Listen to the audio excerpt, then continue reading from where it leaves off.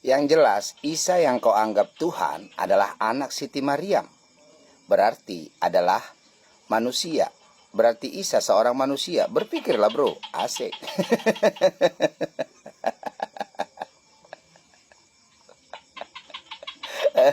Drun.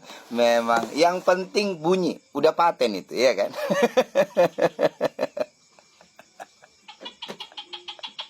Seringkali kalian ini asal klaim, ya. Makanya seringkali terjadi hal-hal yang lucu dan cenderung sangat memalukan, teman. Ya, seperti yang baru-baru ini, teman, ya. Videonya banyak beredar. Seorang Ustadz Munjir Situmorang, ya, dengan pongahnya mengklaim bahwa yang menemukan Danau Toba adalah orang Arab. Asik. Lalu kalian dengan sepakat berkata, amin. Apakah kalian tidak mencari tahu lebih dulu, teman? Ya. Munjir Situmorang hanya berkata, pada saat orang Arab itu melihat cantiknya Danau Toba, lalu berserulah dia, ya Toba, ya Toba. Dan disebutlah Danau Toba. Asik.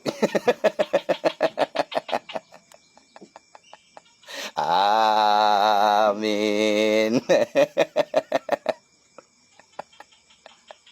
Makanya saya punya pepatah bijak, teman. Pesawat tanpa awak disebut drone. Manusia lupa pakai otak disebut kadrun. Asik.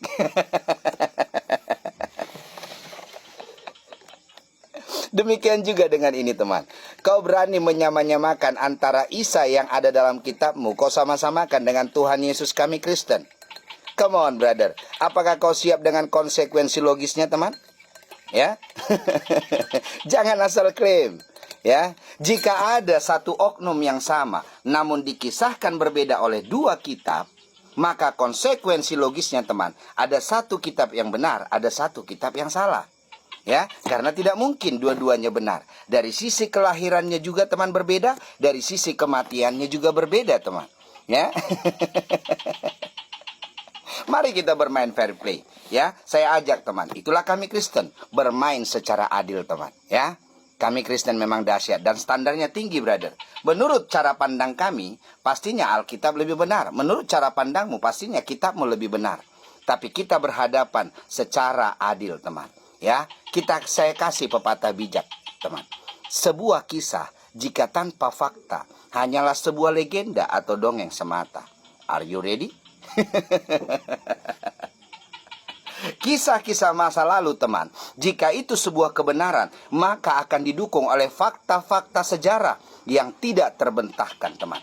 Tetapi jika kisah-kisah masa lalu itu tidak didukung oleh satu fakta sejarah pun, maka kita bisa pastikan bahwa kisah itu hanya dongeng atau legenda semata. Contoh, teman, ya, kisah tentang proklamasi Indonesia 17 Agustus 1945, ya. Itu kisah masa lalu. Tapi sampai hari ini tempat proklamasi masih ada. Tempat monumennya masih ada, teman. Teks asli proklamasi juga masih ada. Dan bendera pusaka yang dikibarkan juga masih ada. Ya, itu bukti bahwa kisah proklamasi Indonesia benar-benar ada dan terjadi. Walaupun kita tidak melihatnya.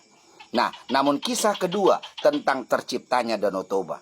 Dikisahkan ada anak bernama Toba. Ibunya jelmaan seekor ikan. Pada saat ibunya marah, didatangkanlah hujan terus-menerus dan terciptalah Danau Toba. Namun kita tracing, tidak ada satu fakta sejarah pun yang mendukung kisah itu.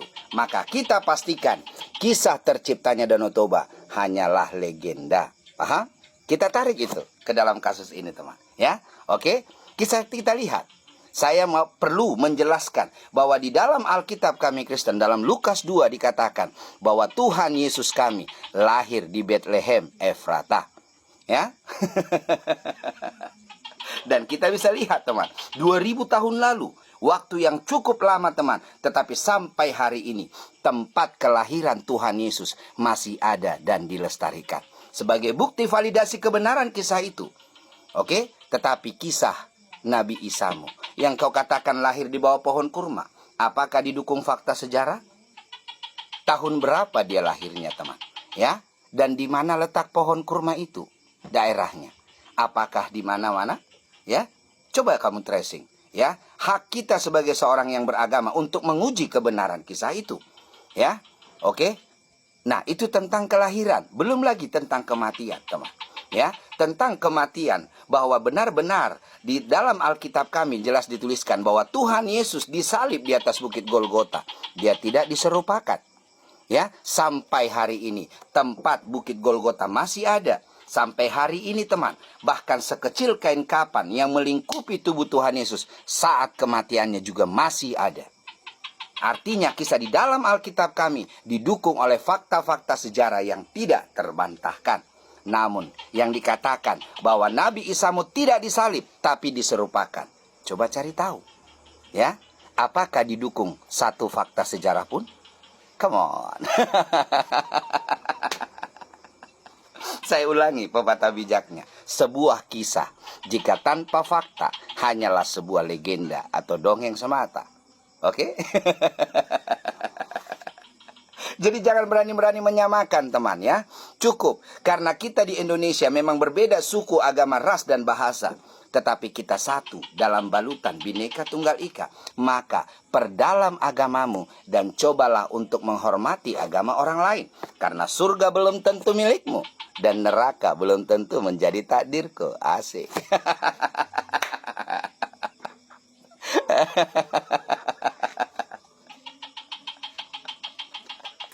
Kita beda kelas, teman, ya.